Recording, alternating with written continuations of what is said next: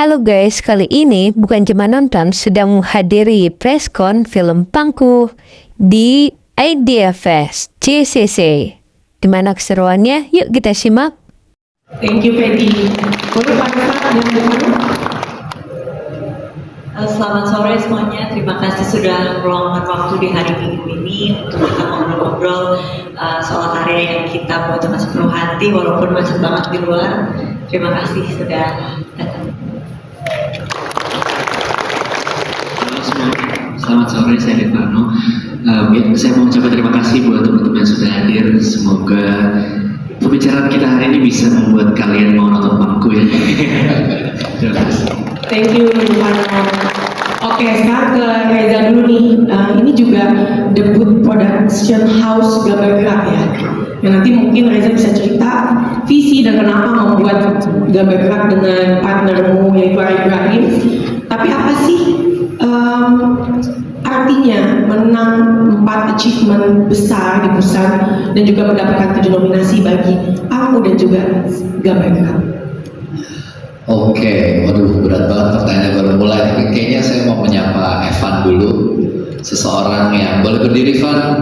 Evan berdiri dong. Nah, ini adalah seseorang yang mendesain poster film Pangku yang teman-teman udah bisa lihat di sosial media dan lain-lain. Itu di-create oleh Evan, salah satu dari tim kami di film Pangku juga yang turut berkontribusi. Thank you, Evan. Menjawab pertanyaan Bubu, Nazira, biasanya manggilnya Bubu. Artinya kayaknya nggak ada kata lain selain penuh rasa syukur kali ya, bersyukuri bahwa ini adalah perjalanan kolaborasi kami.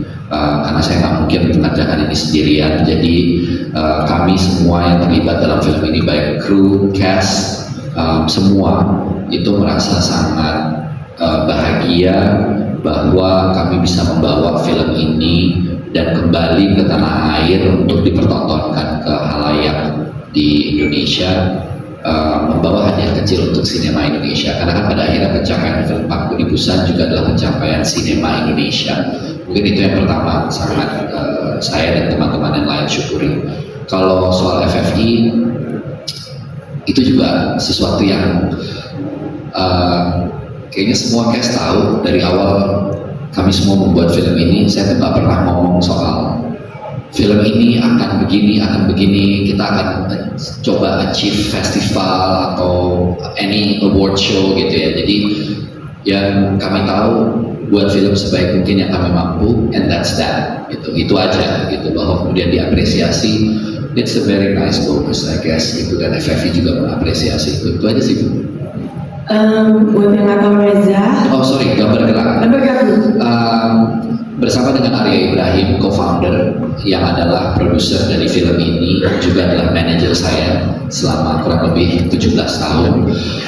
Kami sudah berpartner bekerja sama cukup lama sampai akhirnya kami berada pada sebuah diskusi 2024. Kira-kira kita bisa bergerak ke arah apa lagi ya setelah kerjasama kami sebagai manajer dan aktor. Saya merasa sudah waktunya Arya dan saya juga punya sesuatu yang kami berdua awali kembali, yaitu salah satunya mendirikan Gambar Gerak Film sebagai sebuah rumah produksi kecil. Kami memulai menggagas ide karakter dari Gambar Gerak yang kami harapkan dan kami cita-citakan semoga bisa melahirkan film-film yang menyentuh wilayah-wilayah yang cukup humanis, wilayah-wilayah yang mudah-mudahan bisa lebih dekat membicarakan tentang kita dan punya spirit kemanusiaan yang tinggi gitu.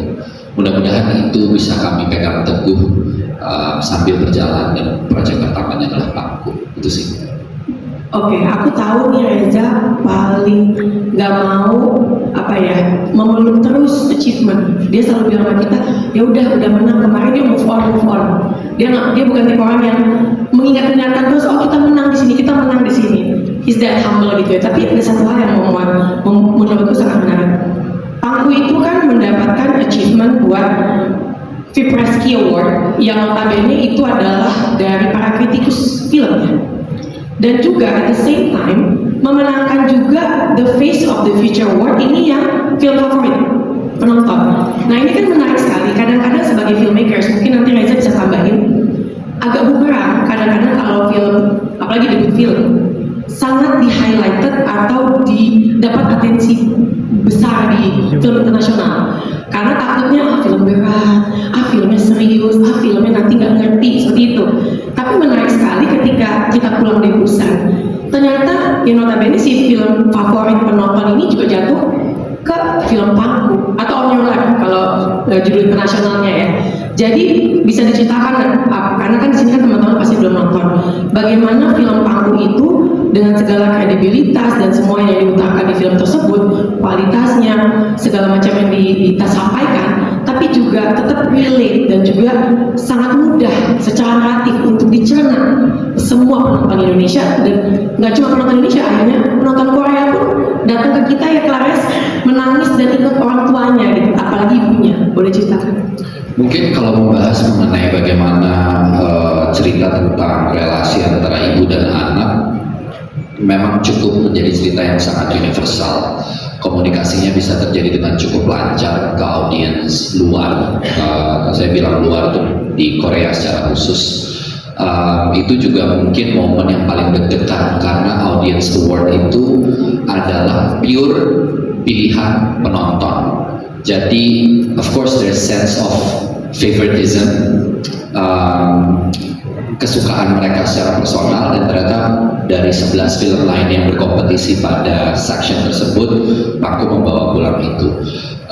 But then again, saya rasa yang paling hook adalah bagaimana cerita ini dituturkan dengan narasi yang sederhana, bentuk komunikasi yang mudah, sehingga kalau saya melihat dari komentar-komentarnya ya, mereka selalu mengatakan hampir sebagian besar, mungkin teman-teman juga bisa lihat kayak di Letterboxd dan lain-lain, it's a very easy to digest this film with such a short narrative gitu ya, dialognya minim di film ini, tapi rasa-rasanya tuh sampai gitu. Ya mungkin itulah yang membuat rasanya audiens di sana bisa mudah menangkap walaupun ada language barrier, ada bahasa yang tentunya berbeda yang mungkin tidak semua mereka pahami, tapi kemudian jadi mudah untuk mereka bawa pulang gitu cerita ini. Again, ya itu yang sangat disyukuri sebenarnya, itu sih Bu. Dan kemarin kita sudah mengadakan Vipreci. Yes, Vipreci itu adalah, kalau itu mungkin agak berbeda karena ada jurinya sendiri, yang mana notabene juri-juri ini adalah kritikus film dalam Asosiasi Kritik Film Internasional yang bernama Vipreci.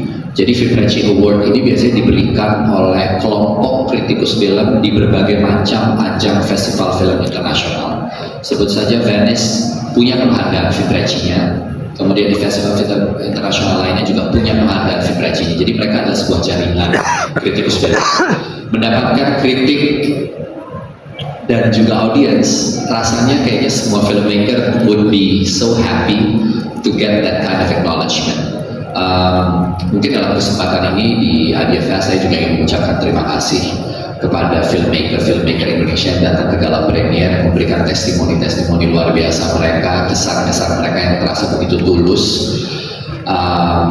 Buat saya sih it's a blessing of its own, itu sih.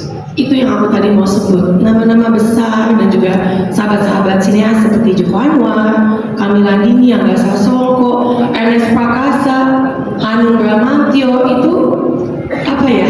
Ernest sampai bikin video panjang lebar, Joko Anwar bilang ini memorable dan film debut yang tidak seperti film debut.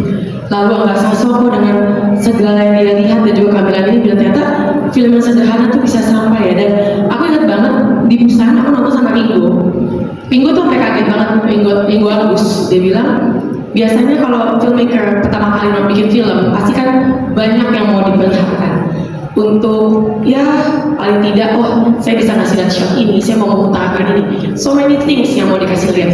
Tapi dengan film Pangku jelas dan ketulusan dan juga kejujuran itu nyampainya luar biasa banget, sampai semua tuh dampaknya gila sih. Kayak euforia ini tidak akan hilang dengan mudah ya, dan semoga dalam tanggal 6 November nanti teman-teman juga insya Allah bisa merasakan dan juga mendapatkan yang sama, if not more ya, luar biasa. Nah, Reza kan udah berapa kali dapat nominasi kalau sebagai aktor? Pasti tidak ingat ya, Arief Rahim di backstage sana. Berapa? 18, filmnya sih udah 70 lebih ya. Tahun ini genap 20 kata Clares. Nah, ini pertama kali mendapatkan nominasi penulisan terbaik ya. Dengan Felix juga ya. Itu gimana? How does, ya pastinya senang lah, cuman how does that impact you? Antara beban juga sekaligus menjadi challenge tersendiri untuk kemudian membuat karya-karya berikutnya, tapi juga menjadi penyemangat bahwa setidaknya apa yang dikerjakan di awal ini, karena saya cukup kritis pada diri sendiri, and I think I'm being sometimes too hard on myself gitu ya, and so many aspect. Akhirnya mungkin saya juga perlu memberikan waktu untuk diri saya sendiri untuk bilang bahwa rest, I think you're in the right track. Lo udah follow stepnya dari mulai film ini, pitching di film ini kan lahirnya di JAV ya, waktu itu di JAV Market gitu. Kami pitching bersama filmmaker lain, coba sana sini, cari kemungkinan siapa yang mau invest di film ini, jualan ceritanya dan lain-lain ke banyak sekali orang sampai akhirnya film bisa lahir. Jadi it's a very ini tuh pengalaman yang justru lebih banyak membuat saya mensyukuri banyak hal, tapi juga menyederhanakan banyak hal gitu. Menjadi lebih aware terhadap industrinya, hopefully bisa lebih bijaksana dalam mengambil berbagai macam jenis keputusan gitu. Mungkin itu sih, artinya it's quite personal and quite deep. Udah humbling experience ya. Nah, pengalaman dari 38 tahun seorang Reza Radian menjadi seorang anak dari ibu yang single parent dan juga 20 tahun berkarir sebagai aktor ditumpahkan semuanya di film debutnya Pangku yang terasa sangat hangat, real dan juga tulus. Film ini ingin bicara seperti apa ke penonton? Film ini ingin berbicara kepada penontonnya tentang bagaimana kita memaknai kembali bahwa dalam setiap peristiwa dalam kehidupan kita pasti punya yang namanya downfall, punya kesulitan-kesulitan, dan tiap orang punya kesulitan atau tantangan hidupnya masing-masing. Dan melalui film ini saya ingin bercerita kembali dan mudah-mudahan bisa menjadi perenungan kita bersama bahwa at the end of the day sesuatu yang berat dalam hidup sekalipun itu patut disyukuri, dan perjuangan untuk bisa bertahan hidup itu adalah sebuah pencapaian yang sering dilupakan. Banyak pencapaian tolak ukurnya kalau ada A, kalau ada B, achieve A, achieve B, C, dan terusnya. Tapi dalam film ini ada sebuah pencapaian yang mungkin kecil, tapi sebenarnya pencapaian itu udah berarti, yaitu bagi Sartika, anaknya menyediakan makan, memastikan dia bisa ke sekolah, itu adalah sebuah pencapaian yang luar biasa. Dan mungkin saya tidak tahu ya, tapi rasanya banyak di antara kita yang lupa untuk mengucapkan juga terima kasih pada diri kita sendiri gitu, bahwa you know what, I know it's hard but you fight your battle quite strongly gitu. Jadi ya itu sih, lebih ke situ, dan menikmati filmnya. Karena di film ini nggak ada satu scene pun yang saya upayakan untuk di scene ini saya expect penonton untuk harus merasa begini, harus merasa begitu. Saya pengen penonton punya experience-nya sendiri, rasa apa yang mereka bawa pulang nanti. Tapi ngomong-ngomong soal scene nih, biar bocoran dikit biar teman-teman makin gak sabar tanggal 6 November. Kayak Ernest Prakasa lalu beberapa jajaran bintang lain itu selalu ngomongin ada 1-2 scene yang buat mereka tuh golden banget, yang nanti mungkin teman-teman akan akhirnya nonton ya.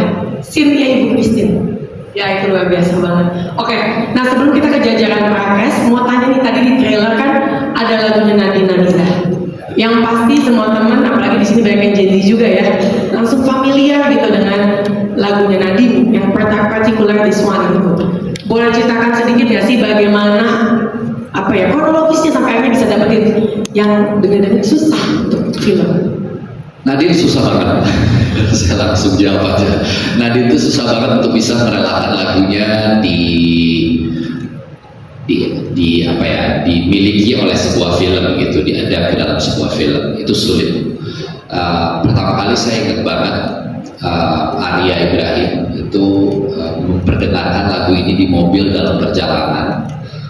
Terus saya pertama kali dengar liriknya, saya langsung bilang, kok lirik ini sangat resonate dengan cerita film ini gitu, Rayuan Perempuan Gila. Tapi saya punya interpretasi sendiri bahwa dalam lirik lagunya Nadine, dia juga berbicara tentang kepahitan, kepedihan dan lain-lain dalam hidup seorang perempuan yang sedang berupaya melakukan sesuatu untuk hidup. Setidaknya itu interpretasi saya pribadi. Lalu saya katakan pada Arya, I think I want this song to be the soundtrack of the film. Arya hubungi Nadine, jawabannya tidak langsung iya. Boleh ketemu dulu nggak sama Kak Reza? Akhirnya kami berjumpa.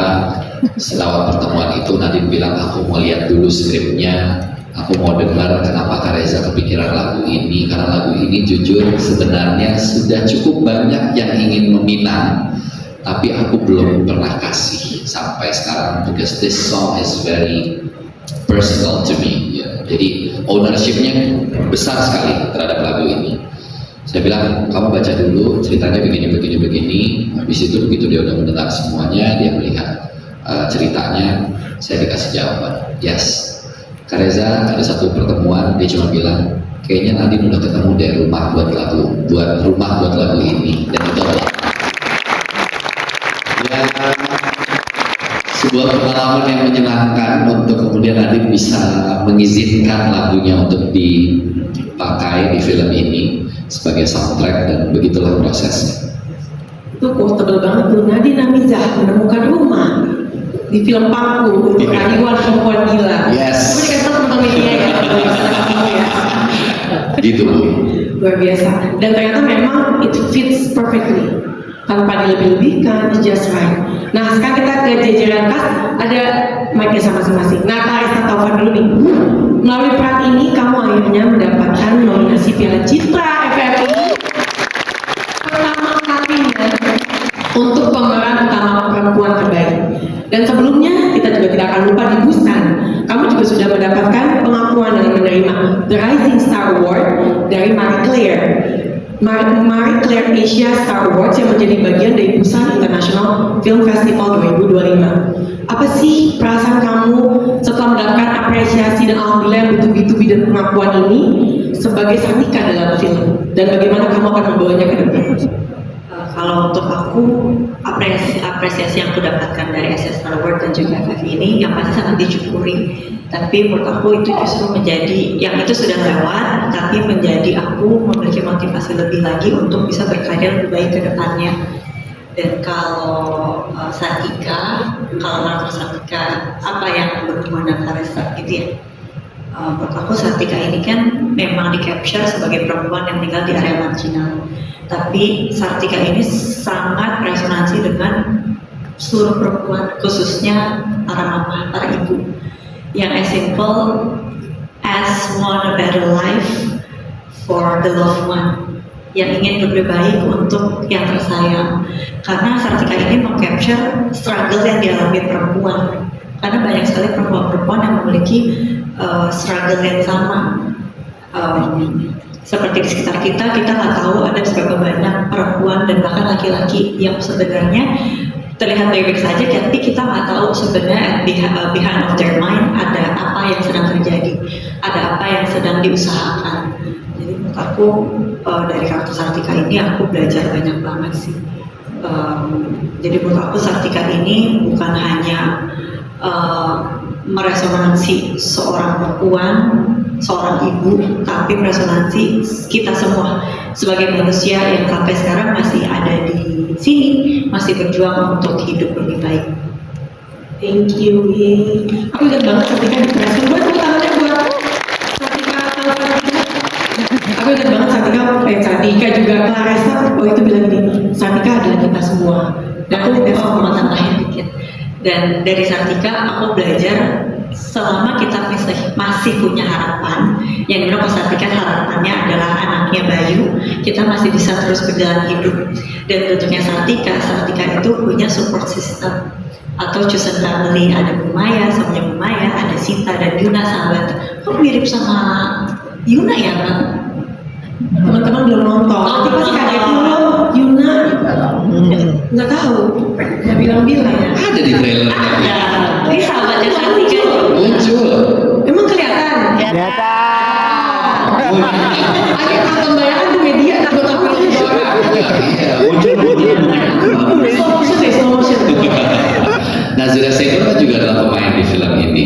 Ya.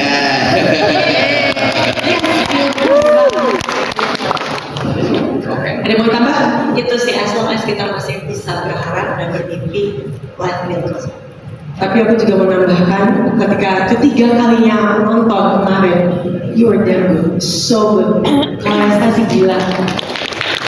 Aku belum pernah lihat orang kayak sekeringetan itu minyak-minyak tapi kece itu udah cuma ya ampun, waduh luar biasa. Tapi that's the beauty of it gitu ya. Terkadang ya beauty itu tidak dari apa ya, make up atau apa, tapi your resonance, the power, the willingness, the love, itu kayak it's just beautiful. So And thanks to Kak Reza, karena memang dari awal Kak Reza ingin film ini mengcapture jujur gitu dengan apa yang ada. Seperti aku bisa bedanya seperti ini, Kak Reza menjelaskan ini Sartika habis melahirkan jadi yang naikin berat kilo, tanning jadi lebih gelap lagi, sama makeup artist yang bisa dikasih minyak-minyak, jadi ya seperti itu ada. semuanya jujur di syutingnya, nyamuknya pun jujur. Ini ada inside jokes kita teman-teman, karena benar nyamuknya bisa nembus jeans loh, luar biasa itu tempat, benar-benar. Tapi seru banget sampai saking serunya pada saat kita pulang, aku sendiri cuma 4 hari. Devano berapa hari syuting? Lama kamu? Seminggu Clares, 16 Fedi.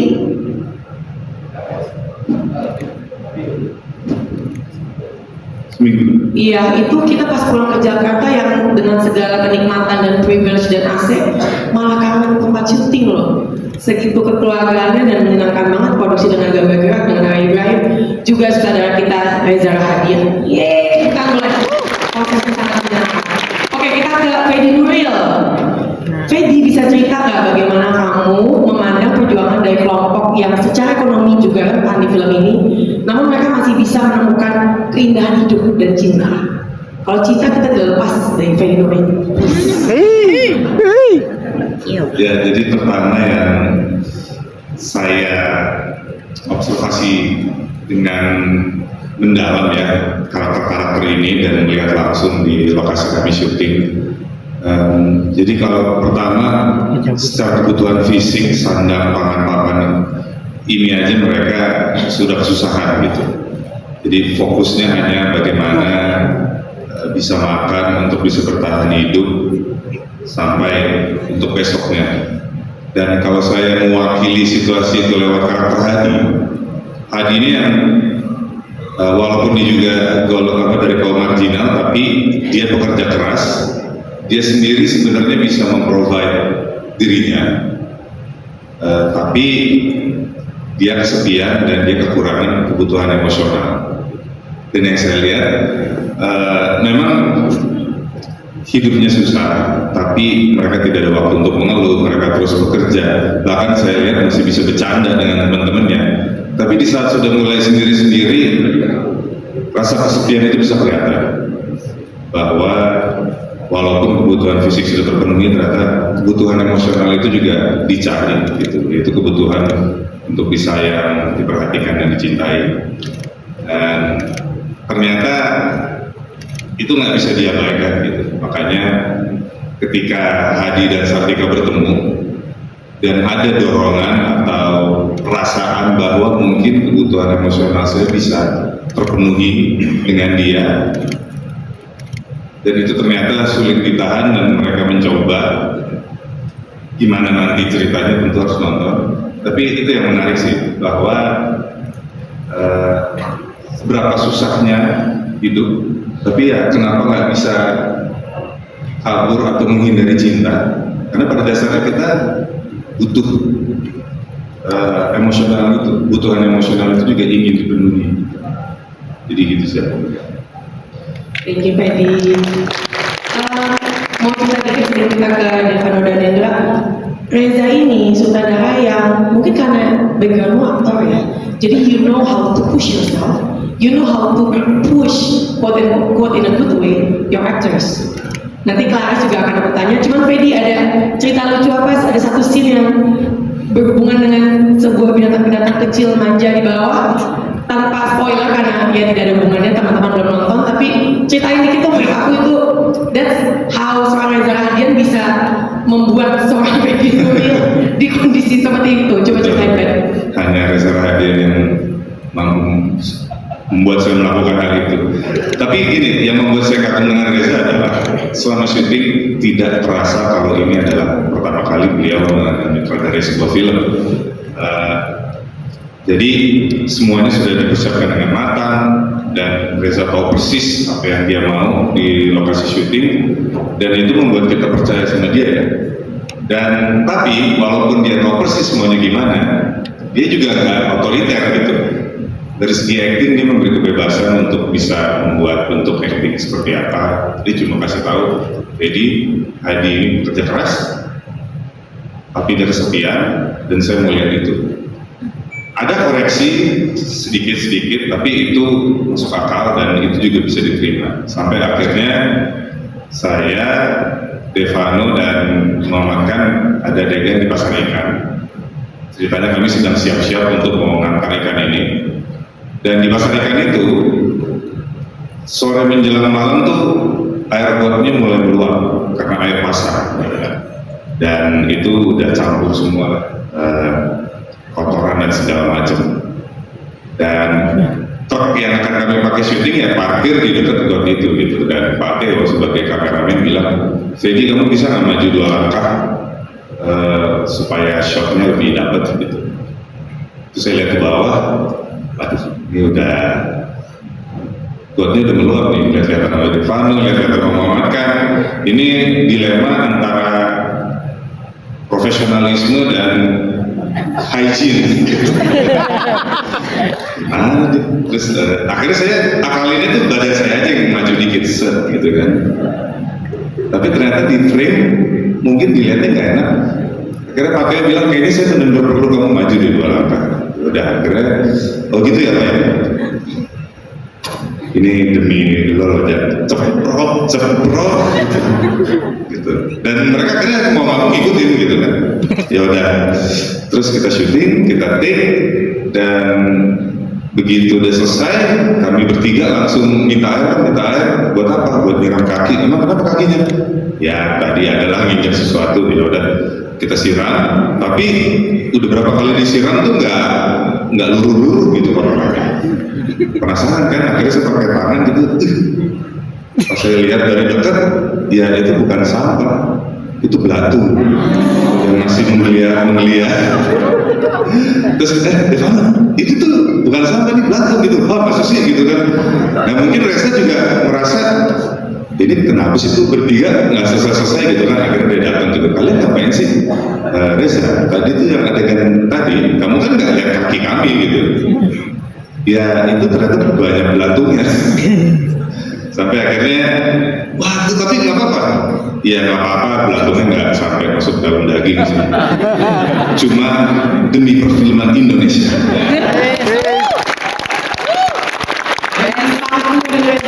Belatung pun disikat ya, luar biasa. Jadi yang bilang kehidupan artis glamorous tidak di film ini. Oke, Devano dan Hendra memerankan Gilang, karakter yang bekerja di pelelangan ikan dan punya lingkungan yang keras di filmnya. Bagaimana kamu mendeliver karakter Gilang yang tampil begitu mencuri perhatian? Ya, paling penting memang lo di trailer itu. Emangnya? Enggak lah. Celananya paling pendek. Celananya nggak begi sih. Iya, saya rasa dari awal saya baca skripnya, saya ngerasa punya cheat code karena kami syuting di daerah Indramayu, dan di mana Indramayu itu adalah kota kelahiran ibu saya gitu. Jadi saya ngerasa punya ya cheat code itu untuk bisa membangun karakter Gilang ini dengan cara yang cepat gitu. Karena saya juga setiap kali lebaran ke Indramayu dan memang lihat bahwa sebegitunya yang drama itu. Apa yang kita lihat di trailer di Pangku ini memang kita membuat setnya juga real ya kan, nggak ada yang kami buat-buat. Jadi memang itu kondisinya. Jadi aku rasa untuk membuat karakter Gilang ini sungguh sedih juga sih, karena Gilang ini adalah remaja yang tidak punya figur orang tua, nggak punya pilihan hidup, di mana dia cuma pilihannya ya kerja gitu. Karena kalau nggak kerja ya nggak bisa sekolah, nggak bisa main-main, nggak punya uang, nggak bisa makan. Dan aku rasa ini juga mungkin ya relate dengan banyak orang di luar sana yang juga mungkin tidak punya figur orang tua atau sendirian dalam hidupnya gitu.